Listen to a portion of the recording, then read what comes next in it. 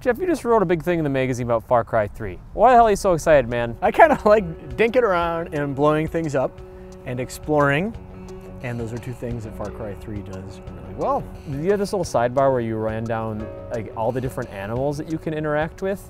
I saw all kinds of animals in there. I saw a water buffalo. What did that thing do? Yeah, it was no good. Those things are really strong. Like with most of the aggressive animals in the game, you can kind of use their aggression to your advantage and lure them into enemy camps, and they'll just kind of fight amongst themselves. That's awesome. Yeah, it's spectacular. When you first start off, you can only carry one gun. You have very limited inventory space, but then by hunting different things, you get rucksacks and holsters that allow you to be a little more deadly out in the wild. What's one of the coolest moments from when you played it? My favorite thing is just overall how the open world actually feels like there's a lot of stuff going on there. Remind me of like Red Dead Redemption in a lot of ways, where it's an open space, places for exploration, and it's not just find these hidden packages. Like there's kind of several different ecosystems that are layered on top of each other, opportunities to do different things. You feel like an active participant in the world, which is something you don't get too often in open world games, in my opinion. It's pretty interesting how they bring it back to where all the story stuff's going on. How come I'm out there skinning sharks and building backpacks and whatnot? It always kind of goes back to your mission throughout the entire game, whether you're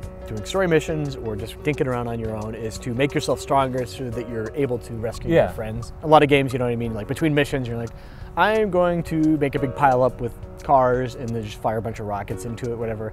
At least they kind of give the illusion of, well, the reason you're doing that is because you're eventually going to take down this entire criminal organization, and you're going to need to be really strong. So you're this Jason guy who's just sort of an everyman, and you end up just being a psychopathic killer. You said that his friends and family, who he's kind of stuck on this island with because they were vacationing and it went bad, they start like treating him differently and stuff. We just had like glimmers of it, so I'm really excited to see how it plays out in the larger scope of the game. Yeah. But yeah, there's definitely feedback to where people are wary of the transformation that you're going through. But I mean, this is definitely a big upgrade over the last one in a lot of significant ways.